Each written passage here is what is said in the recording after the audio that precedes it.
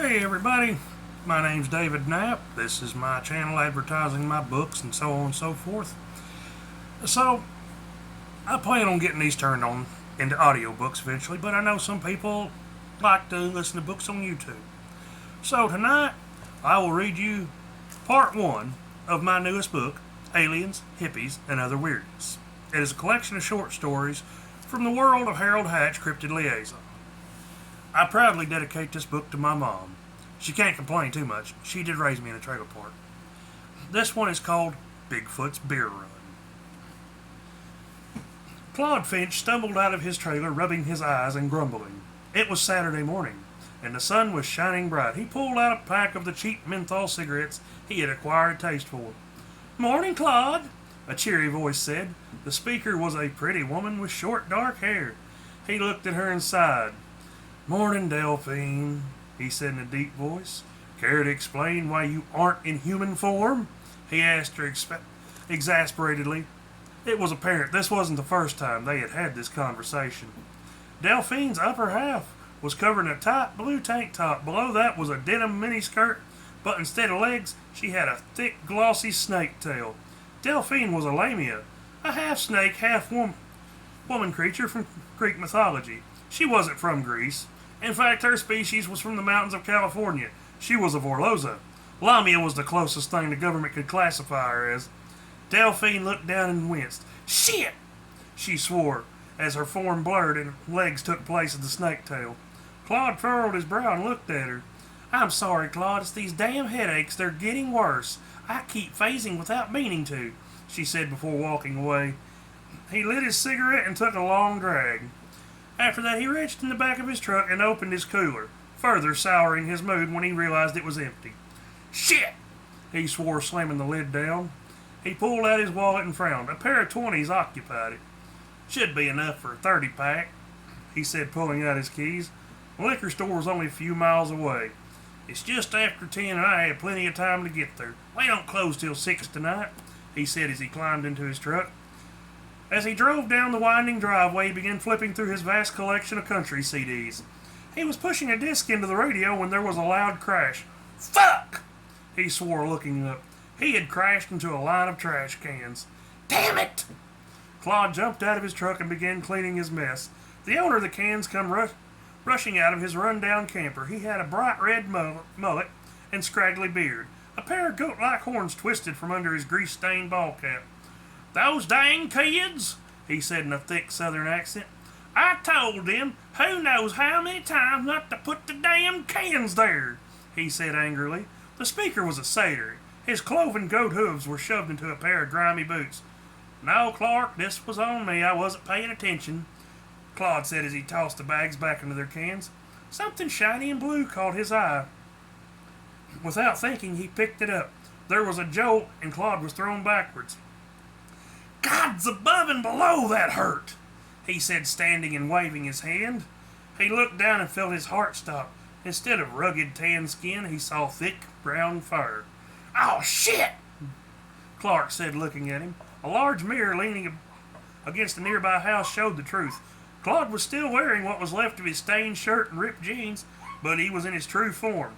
His hair was still cut into a shaggy mullet, and he had a red greasy ball cap on his head, but his body was covered in the same dark fur as his hands. "Oh, hellfire!" he said, trying to shift back to human form, but he was stuck in his Sasquatch form. "What the hell, Clark?" he asked angrily. Clark looked guilty. "Yeah, man, sorry, I was experimenting with alchemy last week, and I may have gotten a little drunk at the time," Clark admitted sheepishly.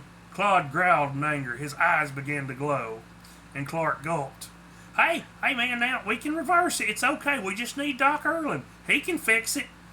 Claude groaned as he stood. "You better hope so." Clark pulled out his phone and quickly called the doctor. "Sorry, man, but I'm out of town this weekend," the doctor said when he answered his phone. "Well, what the fuck do we do now?" Claude asked angrily. "You know I can't exactly walk around like this." Clark gulped and looked at Claude. "It's the weekend. What's the big deal?" Clark asked him. Claude groaned, exasperated. "I had planned on going to town. I can't exactly do so while looking like this," Claude told him angrily. "And you're still on restriction. Delphine is under the weather, and I can't trust anyone else to run errands for me, he said, leaning his head on the hood of his truck. You could always ask Jimmy, Clark suggested quietly. Jimmy was one of the non-humans who lived in the trailer park. He lived in a motorhome with no wheels. They had been removed and traded for who knows what. At first glance, you would mistake his home for a jumbled stack of appliances and mismatched junk. A faded southern flag hung from a fishing pole turned flagpole, and the sounds of southern rock poured out of the hovel. Jimmy! Claude called as he approached, holding his arms high. The man in question comes stumbling out. He was dressed in knee-high rubber boots and a flannel robe. His brown hair was cut into a wide mohawk, and his blue eyes were magnified behind thick glasses. Dear God, it's a Bigfoot! He screamed before diving back into his hovel. Claude sighed and shook his head. Jimmy, it's me, Claude, he said in a tired tone. I had a mishap with some of Clark's magic. Jimmy poked his head out of his hiding place. Oh, morning, Claude, he said pleasantly. I was afraid you had finally gone feral. Claude sighed and shook his head. Jimmy was eccentric and a bit of a flake, but all in all he was harmless. Come on, Jimmy, I need your help, he pleaded. Jimmy may have looked human, but he was far from it. He was actually a dwarf. His clan had lived in the Balkans until World War II. After the war, they had moved to America. Jimmy had a falling out with his family and moved to Arkansas. Despite his issues, he was a powerful alchemist and magic user. After a brief explanation, he gave Claude a broad smile. Well, it's just a simple blocking enchantment, but I'm going to need some things to break it, he said as he gave Claude a list and set about making preparations. Claude looked at the list, then at his watch. It's noon. If I hurry, I can still make it. Several of the things he needed were easy to get. He called everyone he knew in the trailer park that might have the rest. Unfortunately, many of the residents were at the county fair, so Claude tried his best to slip through the trailer park unnoticed. Unfortunately, he was spotted. Hey, Bigfoot! A voice called out. Claude cringed and slowly turned. He was mortified when he saw several humans with video cameras and a boom mic. He turned and ran for the woods. Shit! I've been spotted. I'm going to have to hire a shaman to wipe their memories, he thought as he ran. Dude, stop running! We're 2 hours behind schedule! Come on, man, we just got to shoot these 2 scenes! Claude stopped running and looked at them curiously. What are you doing here? He asked one of them. The guy held up a hand. He was dressed in sweat and breathing hard. Claude waited for him to catch his breath and give him an explanation. John Phillips, independent film director, he said, extending his hand. Claude cautiously accepted it. Claude Finch, I'm a cosplayer and Bigfoot enthusiast, he lied quickly. Claude learned that John and his crews were filming a horror film in Horsefinger. He read over the script and was impressed. It was actually good. The guy we hired to play Bigfoot got food poisoning, and we spotted you and hoped you would help, John said with a nervous smile. Claude sighed inwardly. His secret was safe. The scenes they needed him for were easily done, though he felt nervous being naked on camera. John, and the others thought it was just a costume. The attention to detail is amazing. Besides, you are portraying a wild beast. I've never seen a wild animal willing to wear clothes. No, this is the kind of raw representation I want, John told Claude. He told him how he admired the mythical Sasquatch. To him, they represented the secretive and mysterious side of nature. Claude felt a feeling of admiration for this human. What would you do if you found a real Sasquatch living in the woods? Claude asked him. One of the camera crew chuckled. I'd leave him the fuck alone. I figure he's out there living his life. I might stop and stare, that's for sure, but I wouldn't bother him. I've read all the legends about them and Yetis. Some of the others groaned. It seemed they had heard this before. Something in the way he looked at Claude unnerved him. He didn't buy the excuse of full-body makeup and a costume. He knew what Claude was. While explaining Claude how to perform a certain scene, he confirmed his suspicions. You don't have to worry, sir, he said quietly. You're the second woodwalker I've met. Claude felt a chill. Woodwalker was a name given to his ancestors long ago. I was in a bad wreck 3 years ago in northern Colorado, and I was sure I was going to die. But one pulled me from my truck and carried me to safety. Claude saw the sincerity in the man's eyes. They shot the scenes they needed and the crew promptly left.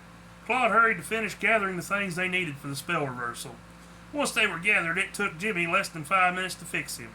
Claude sighed in relief as he shifted back to human form. He was walking back home when a thought occurred to him. It was late afternoon, and he still hadn't bought beer. Shit! He swore, running to his truck. He sped down the road to the local liquor store as he slid to a halt in the gravel driveway. He let out a defeated cry. There was a sign on the door. Closed early, gone too fair. Claude lay his head on the steering wheel and shook with anger. In the excitement, he had lost track of time. Feeling defeated, he drove back home. He parked his truck and sighed. You know, no beer aside, it has been an interesting day, he told himself. He had made new friends and even starred in a movie. On his porch, he found something surprising. It was a case of beer along with a note. Claude, I hope you like beer. Think of it as a thank you for being such a good sport. John and crew. Maybe today wasn't so bad after all, he said as he sat down and cracked open a beer. Well, that was Bigfoot's Beer Run, guys. Like I said, there's more stories like that in this book. I'll do a series of videos. I'll read every one of my books, even Aberrations.